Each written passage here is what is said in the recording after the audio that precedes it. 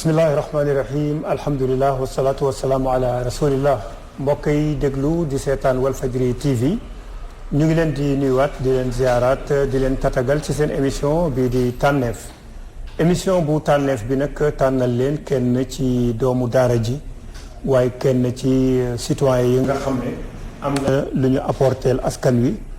kenn ci ñi nga xam ne itam am nañ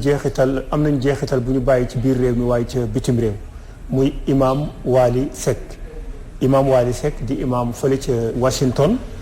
waaye itam nekk imam fii ci Sénégal xam naa sax ci côté boobu dinañu permettre ñu mën koo laaj ay laaj yu bari ci lu aju ci wàllu diggante fii ak foofu diggante Sénégal ak bitim réew ci wàllu doxalin ci wàllu comportement rawatina nag ci contexte yi nga xam ne ñu ngi koy dund tey muy coronavirus bi nga xam ne jaaxal na adduna bi jaaxal na ñi nga xam ne sax seen xam-xam ci wàllu wér-gu-yaram la màcc mu nekk loo xam ne nag dégg-dégg yi ak giseen yi mën na cee wuute xëy na ni ko ñenn ñi di gisee mën na wuute ak ñeneen ni ko ñeneen ñi di gisee ci wàllu ne ndax est-ce que dañu war a ñaan pour li jóge fi wala dañu war a boole ñaan ak faju ak fegu pour mu jóge fi wala fegu ak faju bi rek doy na wala yu mel noonu xam naa moom en tant que imam dinañu mën a leeral lu bare bare ci wàllu woowu imam comme ni ma ko waxee ci introduction bi rek foofu la ñuy tàmbalee muy coronavirus bi nga xam ne jaaxal na ñi nga xam ne ñu ngi leen doon wax ay borom xarala yu kawe te nga nekkoon ci seen biir muy foofu ca sax ci États-Unis d'Amérique nga xam ne mooy puissance bi gën a mag ci wàllu nattukaayu àdduna bi waaye terewul lu mel ni jaaxal leen comme ni mu jaaxalee réewi ndaw yi ban jàngat nga def ci wàllu woowu. aouzu billahi sami alim min asheytaani rajim astaghfirullah seydina muhammadu rasulullah sallallahu alayhi wa sallam. asalaamaaleykum Imam Hassan maa ngi am mbégte di leen dalal fii pour waxtaan ci situation bi nga xam ni donc moom la àddina bi yëpp di dund mu lëmbale àddina bi lëmbale Sénégal yàlla def na mu nekk balaa boo xam ni amul kenn koo xam ni donc séntu woon nga ko mu betti ñëpp ba pare nag laaj soppali doxalin soppali dundin yaa ngi fàttaliku xëy na 2010 2011 ba nga ma invité Walfadjri ci temps yoo nga xam ni Hadj Sidi Lamine na nga ko yàlla yërëm te yexe ko yàlla na yàlla yokk leeram ñu doon waxtaan tàng yooyu ci affaire jikko yi jikko lu am solo la puisque li ma gis ci Sénégal léegi nit ñi dañu mën a bàkku trop dañu mën a fëgg seen dënn trop léeg nga gis ko def émission ba jeexal ni yaa ngi tey sir mais doo ci dégg lu dul mana sama baay sama yaay amoon na lii waaw man maa mën lii man rek maa fi gën a jàng waaw ñii seen alio matul yooyu di doxalin yoo xam ni loo am xam-xam loo am alal sa jikko tant que dëppoowul ak jikko jullit dëgg dafa naa ni des na waaw ba tax na di lool di xam ni loo xam ni lu ñuy notti ci suñu société bi nit ñi léegi bëgganteetuñu nit ñu léegi wegetuñu seen mbokku mbindeef dañuy tuutal nit dañuy toroxal nit ba tax na yooyu nag tant que mi ngi ci société bi kenn xamul li nga xam donc yàlla moom la indi war ki dem rek góoru yàlla gu mag mi ngi naan ma man de li ma gis bi may laajte waaw lii moom lan la nee na ñu wan ko rek ay jullit yu bare yu tëral seen mbokk bu xonq coy yor paaka di rendi kenn par kenn di sànni di rendi kenn par kenn di sànni di rendi kenn par kenn di sànni mu day ni yu mel nii nag bari ci dëkk bi bari ci àddina bi loolu rek mooy indi mbugal loolu rek mooy indi donc phénomène yu mel nii waaw ba tax na daal Seydi Hadji Malick la mu doon wax ni am na ci feebar yoo xam ni docteur ordinaire mënu ci dara rëy añaan wanewu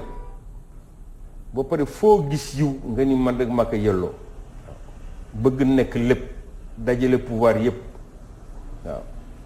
yooyu mooy lëmbali jamono mooy yàq jamono waaw mu mel ne daal bu ñu ko doon tënk mooy ne société bi dafa paan te li ko paanloo ba mënul dem mooy première chose mooy wàllu comportement wàllu doxalin boo doon comparer par exemple fële nga nekkoon ca biti ca États-Unis d'Amérique ak fii ci Sénégal Afrique en général booy dox ci ñaari mbedd yi est-ce que ci wàllu comportement fan ngay gis ne foofu moo gën a respecté normes yi nga xam ne war na am ci wàllu dundu kenn ci biir askan. waaw pour tontu la ci loolu c'est-à-dire am na ci yu bëri yoo xam ne yaa ngi koy gis léegi ci télévision bi ci série yi wala ci mbedd bi foofu ci Amérique ci Europe doon la ko sax gis te bu njëkk bi dana wax ni foofu la xale yi yàqoo puisque fa la ñuy copier léegi fa la ñuy copier mais seen société yi dootu la fa sax gis yooyu. ñun dañu rëy dàq daal. waaw nga xam ni léegi donc lu doy waar ngi noonu puisque bu fekkee ni léegi da nga dem bay gis fii yoo xam ni ñoom loolu dàq nañ ko seen société ba nga xamee ni jël nañu loi foofu congrès bi ak sénat bi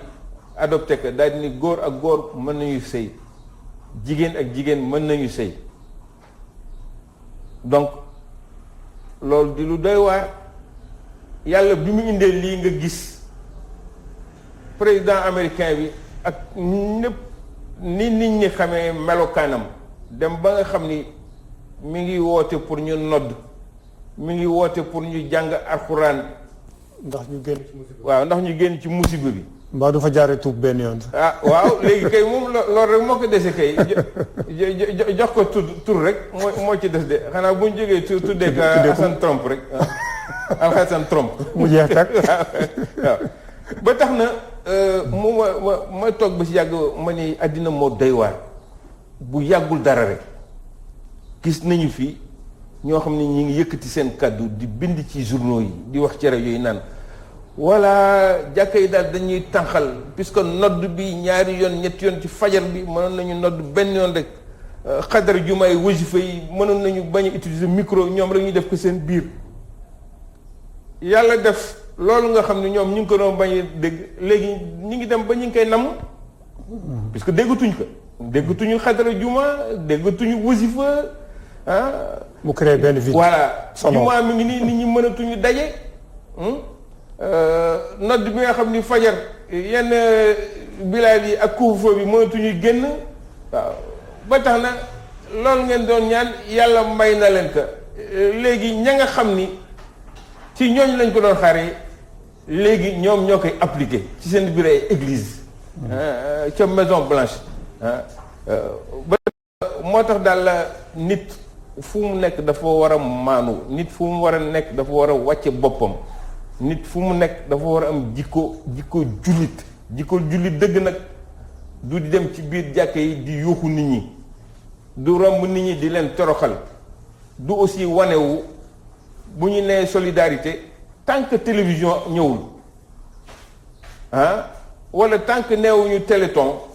doo génne 200 millions wala 1 milliard joxe ka bu fekkee ni yaa ngi bëgg maye bu télévision ñëwul doo kontaan wala ña nga may bu ñu ko waxul nga mere leen loolu nag di loo xam ni yoon sallallahu alayhi wasallam diggalee ko si ko ni bu fekkee ni yaa ngi sarax sa loxo ndeyjoor sa loxo càmmoñ bu mu ko gis bu mu ko yëg ba tax na léegi daal lu doy waar la waaw maa joxe 200 millions maa joxe 1 milliard te yow sa mbokk yi lekkuñu ñenn ñi amuñu fu ñuy dëkk ñenn ñaa ngi feebar amuñu lu ñu jënde ordonnance wala ñu bëgg dugg hôpital mënuñu ko puisque amuñu kii pendant ce temps nga taxaw ci télé bi waaw joxe naa 1 milliard joxe naa 2 milliards mais commencez d'abord ci ñi nga xam ne ñoo sës ci yow sa mbokk yi ak sa yenn xarit yi. de radiyallahu anhu sama papa Cheikh Omar Foutiyou Seck nga xam ni ku ñu ràññee la woon mu xaddamu Tijaan bu mag nekkoon commissariat sécurité alimentaire temps yi Bator Diop nekk ministre du développement rural temps Abdou Diouf moom dafa daan def day toog rek jël ay camion def ci ay saaku ceeb ay tonnu ceeb dëwlin comme ñoom suñu Abdou ñu daan defee dem ba ci benn dëkk rek distribuer ko wala mu def benn liste rek daal di nii Assane Diouf dimbale ma rek bu ko njëkk boo demee kër Cheikh Ahmed Tidiane nga wàcce fi kii bi saaku ceeb bi dëwlin bi ak meew ak kii boo demee kër Guèye nga wàcce même chose di def ba liste bi 500 yi mat wala mu dugg ci kër gu nekk daal ni man il est vrai que tey maa ngi leen di jox ration mais ëllëg bu ma fi nekk bàyyil ma jël kenn ku jàng ci kër gi mu utal ki liggéey mag ñi noonu lañ daan doxale mais léegi loolu dafa jeex. dafa raar daal. ngistal wane jikko bu ñaaw taxaw xaaxarante wax lu bon ci gannaaw nit yor sa télévision nga ni waaw maa ngi def tafsir mais tafsir bi yëpp wax ci ay nit la wala dàgg sante wala gaaruwaale mais loolu dafa doy waar. nga yaakaar ne loolu lan moo ko fiy jële ak ndax am nga ci yaakaar ne mën na fay jóge. loolu daal li nga fiy jële de lenn gis nga fi ñu toll ñëpp tiit nañu couvre-feu bi mi ngi sopp jikko yëpp couvre-feu bi tax na ba ñi amoon jikko yu ñaaw yëpp comme man mii ñi nga xam ni dañu bare bàkkar comme man tax na ba ñemeetuñu def yenn yi waaw ba tax na nag li ci des daal mooy di ñaan ak di tuub astaghfirullah min kulli zalbin wa atubu ilayhi di ko dëkke ba pare nag boole ci aussi di balonte ak koo gis sa mbokk wala ki nga dëkkal baal ma ak puisque tooñ nga koo xam ni xeeb nga ka tooñeel boobu yàlla mere la mere waale ci ñu bëri waaw ba tax na loolu dafa am solo nañu li may souhaité daal mooy imaam yi ci seen bopp nga xam ni donc ñoo fi toogal yonent bi sallallahu alayhi wa sallam ñooy ndonal yonent bi ñoom seen biir ñu juboo di nga dégg association des imams et oulémas fii nga dégg benn association des imams et oulémas juboowuñ seen biir puisque kii mi ngi wax waaw ñi leen di jubuñu ku nekk yaa ngi jugé sa morom grand sëriñ yi nañu juboo seen biir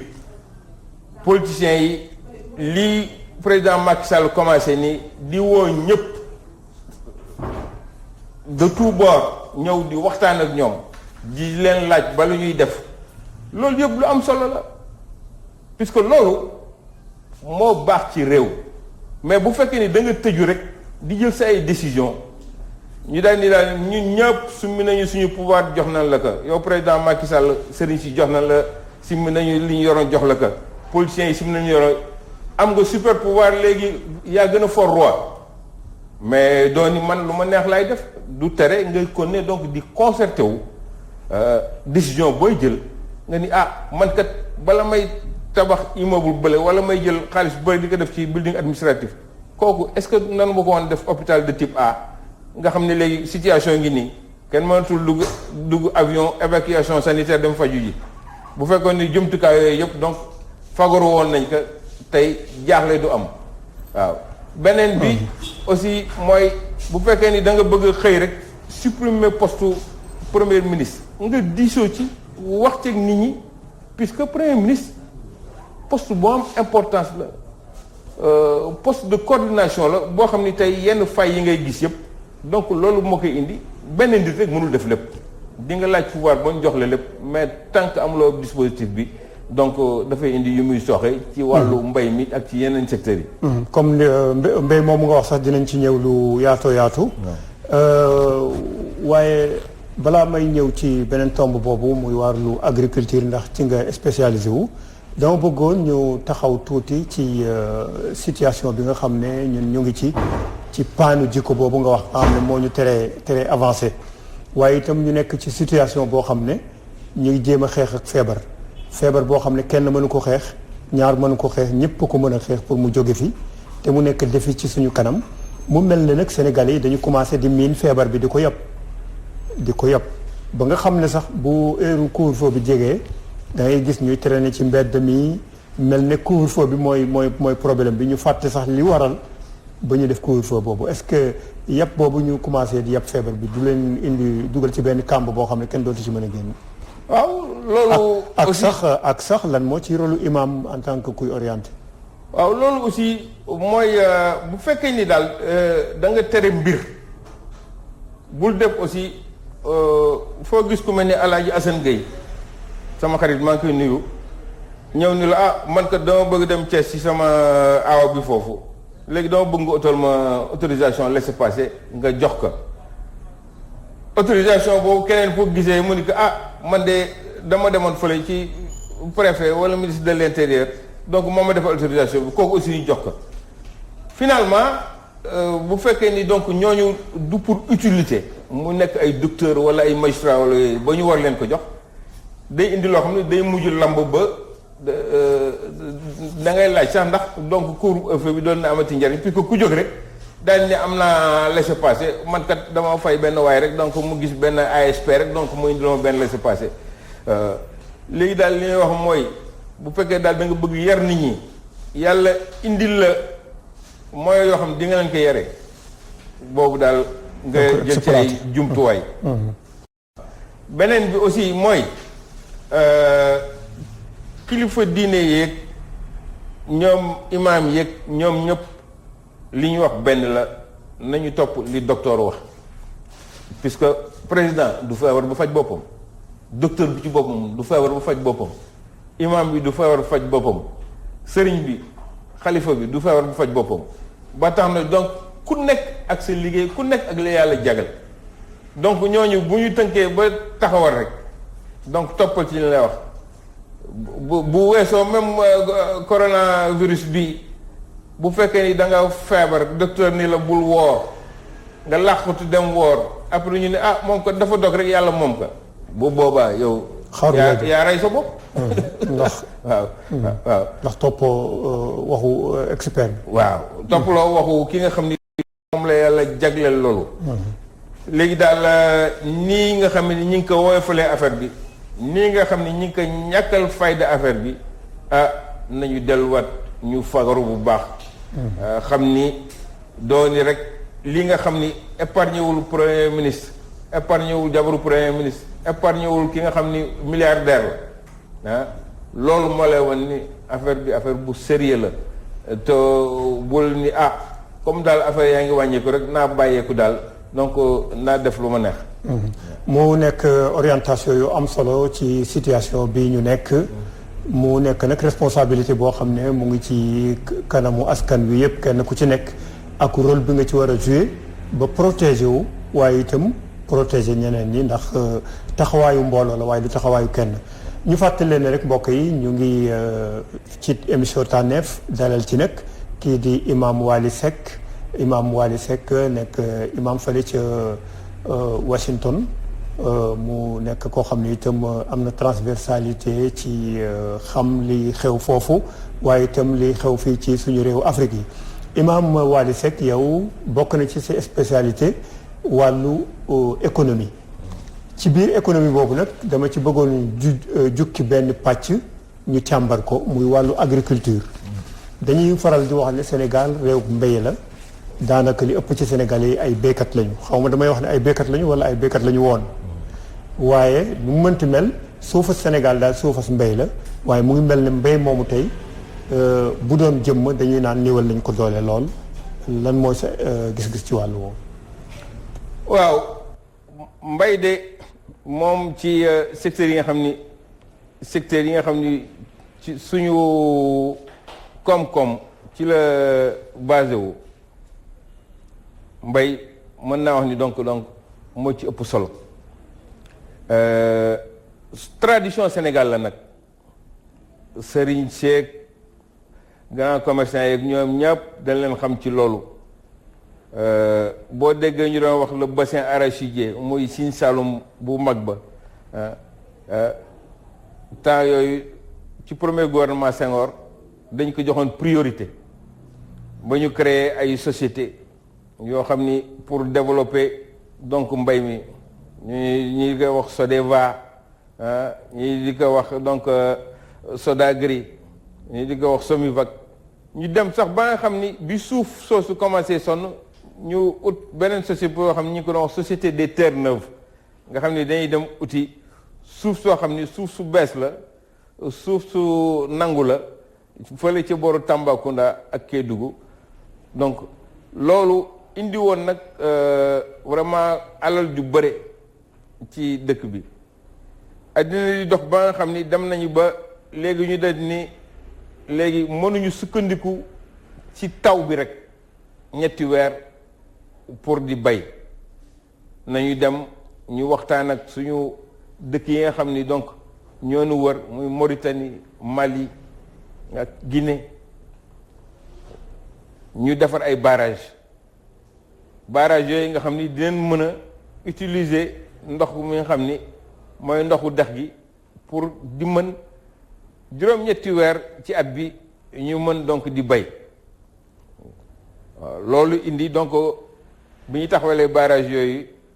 am surface bu yaatu 240 000 hectares ci vallée du fleuve di wax après barrage di wax ay vallées fossiles canal du Cayor su subaa ñu génn ci duggaat ci leneen. te loolu bu ñu ko exploité woon mën a dundal Sénégal gi. bu ñu ko exploité woon mën a dundal Sénégal puisque man maa ngi fàttaliku 66 67 boobu président Amadou Mahtar Mbow sama wayjur boobu nga xam ne mooy sama mentor ndeysaan bu yàggul la fête 99 ans yàlla na ko yàlla dëgëral yàlla may ko wér-gu-yaram bàyyi ko suñu kanam ba ci kanam boobu mooy ministre de l'éducation de base ministre de l'éducation nationale école yi daf ci commencé woon def donc ay école apprentissage pour mbay boobu sama papa muy nekk directeur école Yëmbal mu ñëw donc def benn centre de formation agricole foofu jardin scolaire les fermes écoles nga xam ni li nga xam ni donc foofu moom lañ doon dundee foofu yëpp muy ci wàllu nen ginaar fruits fraise ñoo koy produire. waaw haricot yëpp foofu la ñu ko doon produire. waaw Amadou Mahtar Mbow donc 66 67 après mu jóge fi dem UNESCO ñu bàyyi loolu bu ñu ko continué woon tey fu sore la ñuy dem loolu Ablaye Wade delloo si woon ñuy wax Gowana ba mu indi yi nga xam ni mooy programme yu bees yi Prodac nga xam ni donc dañuy jël alal ju bëre ni nañ jël daal 29 milliards rek amul gré à gré daal amul appel kii comme appel d'offre entreprise Israël daal am na ñu fa nekk ñoo xam ni doxandem yooyu nga xam ni fa la ñu nekkoon ca Tchad sax Idriss Déby daf leen fa dax personnel non grata waaw ci jubadi ak doy waat jikko yu ñaaw ñu jël 29 milliards jox leen ni waaw te technologie bii AST yi ni def ñoom rek ñoo fi mën te du dëgg puisque la nga xam ni Sodefitex doon na ko def ci ay centre de formation SAED centre de Ndiaye société des terres neuves ci Koupentoum man fa laa jëkk liggéeyee mais loolu à un prix moindre mooy ASTCI mais bu fekkee ni li nga war a defar 1 milliard mu coûté la 7 milliards ci xaalis boo xam ni dañuy jël rek leen verser directement seen compte ca Israël ñuy fagagal palestiniens yi ak jullit yi loolu bokk na ci li nga xam ni donc ci liy merloo suñu borom la waaw ba tax na donc xaalis boobu du jëriñ xale yi nga xam ni ñu ngi ut liggéey xaalis boobu du jëriñ jigéen ñi nga xam ni ñu ngi ut liggéey waaw puisque dafa nekk xaalis boo xam rek day dem directement ci compte yi ay 1 million de dollars 1 million d'euros bon kooku xale yi nga xam ne amuñu liggéey bu fekkee ci loolu la ñuy compter ci ASTC yooyu du ñu am liggéey mukk te du ñu mbay mukk mbay boo xam ne donc dina mën a bénéfique donc ci suñu économie. waaye dafa mel ne sax ne métier mbay léegi muy mel ne nit ñi dañu tàmbali génération bi dafa tàmbali di ko bàyyi di ko bañ gisuñu ko leen ci encouragé ñu yaakaar ne daal pour nga am liggéey daal il faut nga dem ci réewu taax yi bu taax yi xatee nga dugg ci géej gi dal di mbëkk dem xamuloo ndax di nga dellusiwaat wala déet loolu tey est-ce que aajowul jarul ñu xoolaat sax suñu programme njàngale mi ñu dellusiwaat fa yooyu nga xam ne wax nga ko ne ci jamonoy Amadou Mahtar Mbow doon na am ci système éducatif bi. waaw li ma gis ministre Dame Diop commencé ak Pape Amadou Sarr bu DER maa ngi koy nuyu yoon boobu buñ ci toppoo mën nañu defaat xale yi donc ci mbay mi. Anida Malick Sarr mais mu ngi fay def liggéey bu doy waar xale yoo xam ni am na ñoo xam ni seen ay doctorat la ñoom mais dañu ñëw di wër ci àll bi dem ña ngay bay li nga ciy am mais kooku salaire mën la ko jox waaw ba tax na donc ce n'est pas yeexul daal ce n'est pas encore tard mieux vaut tard que jamais loolu daal mën nañ ko redresser li nga xam ni nag Hadj Assane moom nga am boo ko ñàkkalee fayda wala nga woyofal ko ñeneen ñëw jël ko fële ci Asie Chine ak Japon yooyu yëpp amatuñu suuf fan moo leen dese Afrique indien yi ñi ngay gis ñi ñëw yëpp jënd suuf si fii rek moo leen dese yow nag bu fekkee ni nanguwuloo def dara toog rek croiser les bras nanguwuloo liggéey wante ku ñëw rek nga commencé waaw Auchan dégage chinois dégage France dégage ah li nga war a def boo ko deful doxandem jóge fa la ñëw def ko mais yow bu fekkee ni loolu exploité nga ko ah liggéey ko mais dana mën a profiter sa dëkk boo pare profiter say mbokk waaw mais bu fekkee ni defuloo ko keneen ñëw rek moom aussi jël lépp bu fekkee nag dañuy commencé di leen jaay suuf si ñu ñëw jënd suuf si yëpp dañ dem ba nga xam ni ñoom seen bopp donc suuf si yëpp ñoo koy moom te boobaa kasara ak doy waar ñu nekk ay doxandéem. waaw ñu nekk ay doxandéem. jërëjëf Imam Waly Seck moom la ñu àndal rek ci seen émission bi di tànneef Imam yow en tant que économiste yaa ngi gis damay dellusiwaat sax ci suñu tomb bu njëkk bi waaye dañ koy collé ak économie. Coronavirus bi nga xam ne ni ñaa ngi koy jànkonteel mu am ay défis yoo xam ne am na ci aspect économique buy xaar askan yi lan la ñu war a mën a séen ci bu fekkente ne corona bi taxawul ci wàllu économie mu impacté ko négativement ñu war ko dànkaafu balaa muy ñëw. ah lii ma gis daal impact bi moom impact négatif bi moom dafay bare trop puisque maa ngi fàttaliku ba ñu nekkee ca lycée ca cours économie ñu daan ñu jàngal ay nouvel ordre économique international ci diggante Union soviétique ak Amérique Chine fii léegi théorie yooyu yëpp coronavirus bi donc bouleversé na ko waaw récession bi nga xam ni moom la ñu amoon 2008 2009 mu metti trop foofu ca Amérique ki société yi tëj nit ñi di dof nit ñi ñàkk seen liggéey bii ma gis nii ni muy demee nii bu yàggee dafa ne ni dépression boobu mooy raw donc récession bi nga xam ne moom fi amoon waaw ni ñu ñaan yàlla daal yàlla yemale ko fii ba nit ñi jóge ci nag ñu soppi suñu jikko ñun ñëpp waaw kenn matul ku ci nekk donc da nga am sa ay taar waaw mais bu fekkee daal jikko yi soppeekuwul yaa ngi fàttaliku 2010 ba fi ñëwee di wax nañu defaree jikko yi ñu ngi may reetaan boobu man ak Cheikh Ahmad Tall rek ak imam Amady Ba bu Zawiya ba maa ngi leen di nuyu sama xarit yooyu dama leen invité woon Washington puisque mooy li ma la doon wax rek Serigne Cheikh Ahmed Tidiane Al Maktoum daan na wax ni ki nga xam ni ci taatu mango gi la màggee li ci taatu mango gi rek la xam ba tax na tukki dafa baax seet yeneen dëkk yi lan moo fa am waaw tey président Trump boobu ku ko indi woon ci gannaaw ñàgg wala ci gannaaw ndar mu xam na lañuy dundee donc dina ko neex trop puisque bu fekkee ni koo xam ni jullit rek nga doon bañ a gis dem nga ba léegi ne daal nañu jàng alxuraan agent bi daal donc nañuy nodd ci église yeeg yëpp nga xam ni donc li nga am mu cher la boo ko sàgganee rek ñeneen jël ko waaw ñi nga xam ne nag ñi ngi doon nekk ci tali yi di reetaan ñiy nodd naan waaw géwél bi de nii lay noddee arab bi nii lay noddee ñële naan walla nodd yi dañuy sonal dem nañ ba léegi bëgg dégg nodd mënatuñ ko dégg nit ñi jaaxle nañu imaam yi jaaxle nañu fii ngay xamee ni ñu bëri ndekete jàkk yi moo leen di dundal waaw. am na ñu bëri yoo xam ne dañu tumuranke puisque mënatul dem ci jàkk. mënatuñu dégg nodd mënatul dem xadara juma mënatul dem wasifa. waaw ba tax nag kii daal avertissement la boo xam ni avertissement nag bu mag waaw maanaam buñ ci jógee daal nañu sopp suñu jikko yi. maanaam coronavirus bi mbas la musiba la waaye mën nañ ci war a jàngee loo xam ne war nañ ci mën a defaree suñu société soppee ci suñuy jikko. musiba la boo xam ni mbas la bu ñëw mais daal def naa ni buñ ci jógee jikko yu bare donc war nañu soppeeku. li Haj Pape Malick Sy porte-parole di wax que ni sénégalais yi dañuy dëgër bopp wax na dëgg sénégalais yi dafa dëgër bopp loo ko tere rek mu ni moom lay def. waaw couvre-feu mu ni danaa dem soirée danaa tukki danaa kii ba tax na daal li ci nekk mooy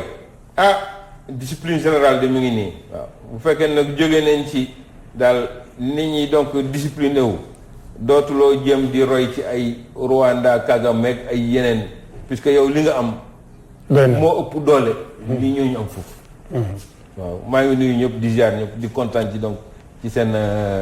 ñëw bi dalal ma fii. jërëjëf imaam Waly Seck moo nekkoon suñu invité tey imaam Waly Seck nag nekk imaam fële ci Washington waaye itam nekk imaam fii ci Sénégal. xanaa rek à travers moom ma nuyu jàkk ji nga xam ne moom mu nga fa di jàkk imam Bachir ak mboole ima ya fa nekk yëpp ñu nuyu leen baax a baax profité occasion boobu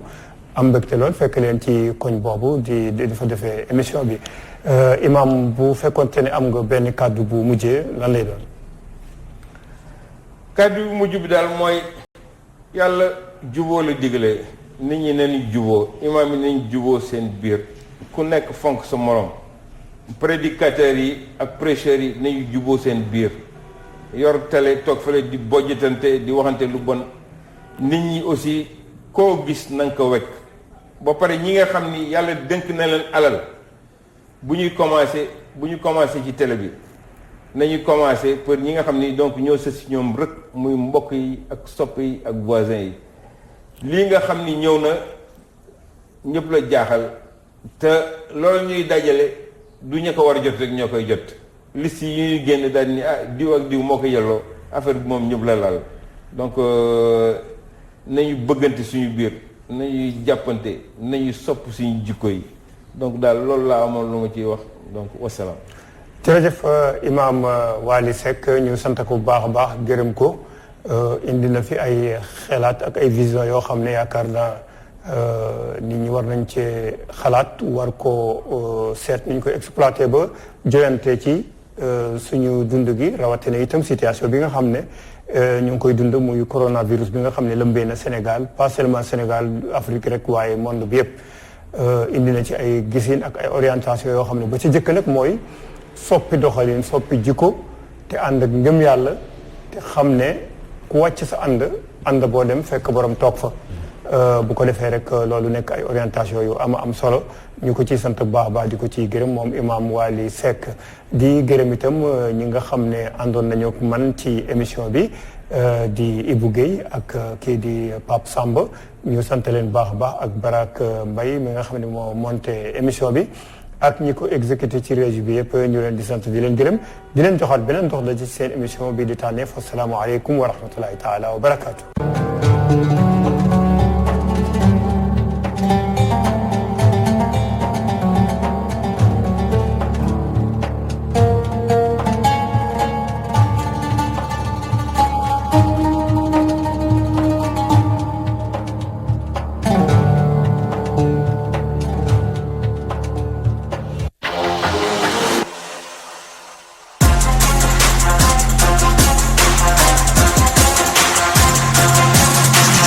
Walfadjri.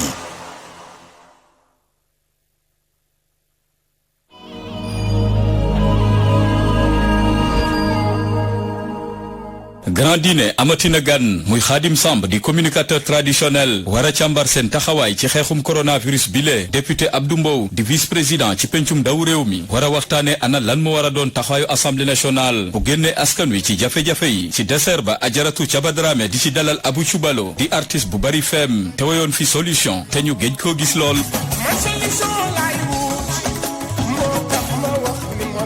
may laaj ndax am na solution ci musique bi grand dîner ngoog àjjuma ji bu 21h30 jotee ci baatu askan wi bu ko kenn wute.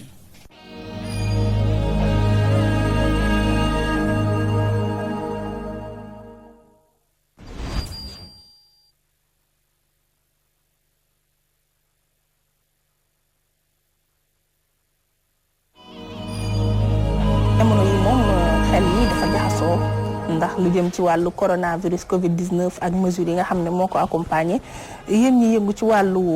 importation nan ngeen ko accueillir ak ci jamono yi nan ngeen koy dundee tout d'abord. comme ni ko ñëpp di dundee rek ndax xam nga ñu demee bay wax ay couvre-feu état d'urgence rek amatul génn day fenn xam nga loolu ñu la confiné ba say activités yi nga war a mën a dox sax ak say yenn soxla yi du ko mën métti nu mu méttee ci lépp rek. entreprise étrangère yi ay weccet da lañ ñu bëggoon a sànni il a fallu que ñu yuuxoo leen ne wooy ñu doog a nag yëngu xanaa loolu leer na. moom état suy privilégié war na mën a jiital ñi nga xam ne ñooy leen na. waaw day des saa buy jiital dafa war a buy privilégié national yi rek. xool ko ci suñu kilifa bu tedd gi nga xam ne mooy sëñ Mountakha. ci xam général bi kooku yàlla fi jàppale. kon li ma la dégg nga expliqué ko. ñu ngi doon kontaan ci mesures yi mais bu ñu paree ay jooy moo ñu ci dana fekk parce que pénurie mën na am ci marché bi. waaw pénurie day am te du sax bu état bi jëndee bu état jëndee lépp. jël lépp denc ko ci ay magasin wax bu séddale bu du gaaw. yaakaar naa ne dana am maanaam tànn sa ji jàngoro lay doon. waaw te li jëm ci stock bi moom mooy bi fi nekk. parce que tëj nañ frontière kon li ñuy joxe yëpp fii la nekk. fii la nekk fii lañ koy war ko gérer d'une manière boo xam ne bu rationnel gérer ko xam ne ci crise lañ nekk te xamuñu crise fi mu dem ko yàq. fii ci la voie des sans voix. bu fi manqué amee ak pénurie moom lañ xam ne ñun bokk nañ si ñu ko. oui surtout li ñu def ni mën na ko yëg. ci fa lañ jëm. bu sàggal.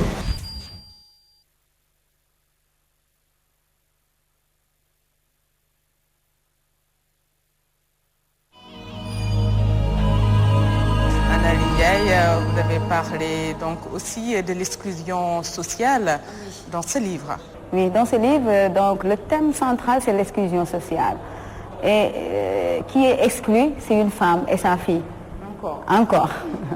Une femme, et donc nous, c'est les femmes qui subissent. Donc c'est pas juste pour m'apitoyer sur le sort des femmes ou autre chose, mais c'est juste pour peindre cette société qui est là, cette réalité qui est là, qu'il ne faut pas nier, mais qu'il faut vraiment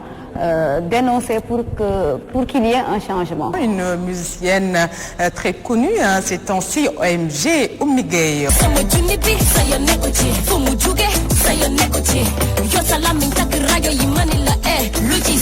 C'était une manière pour moi de dire aux gens de se mêler de ce qui est important et vraiment de parler des choses importantes. Et on ne le fait pas, on voit qu'il y a beaucoup de débats, par exemple sur les réseaux sociaux, etc. Et on se rend compte que c'est juste des détails et c'est des détails qui concernent les autres personnes. On expose la vie des autres personnes, on parle des autres personnes et surtout on le fait en mal. Alors Lucie Sayon voulait juste dire aux gens de revenir à de meilleurs sentiments. Bachir, étudiant et en même temps comédien, comment vous pouvez allier ces deux-là? Dans la vie,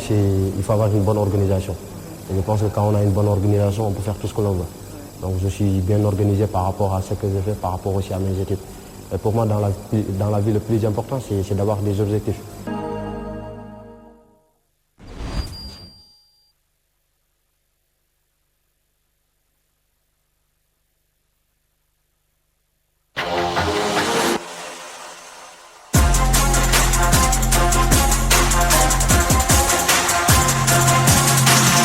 Walfadjri. La ilaha illallah, la ilaha illallah, la ilaha illallah. Fardun samadun rabbana, yaramal sayja. La ilaha illallah.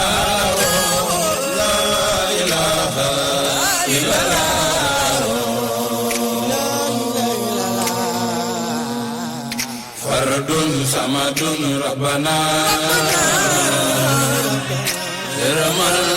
say jaam buur yàlla la ilaha illallah la ilaha illallah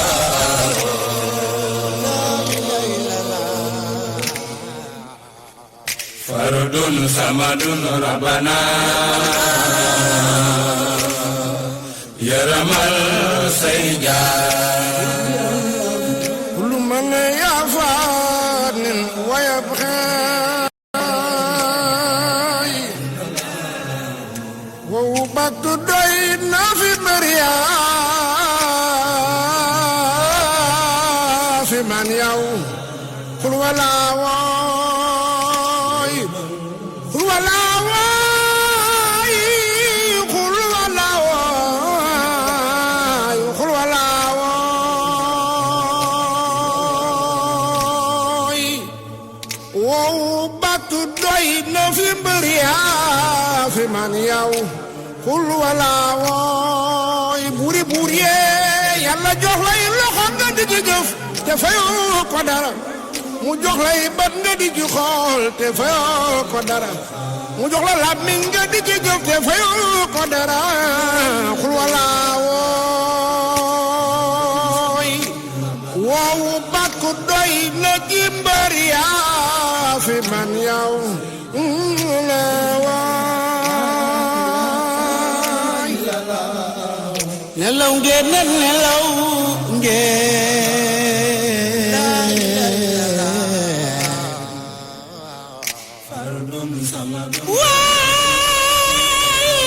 ñi ci biir suuf si ñoom nelaw ñoo la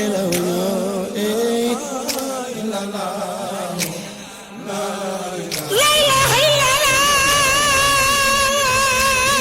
la ilaha illallah mooy njëkk mooy mujj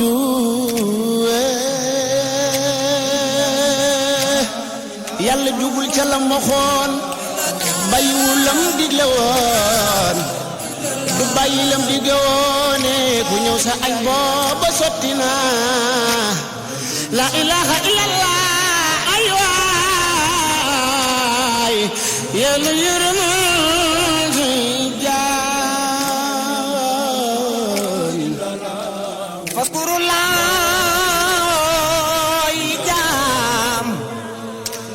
fàttaliku leen te jël seeni xel delloo ko te yàlla borom bi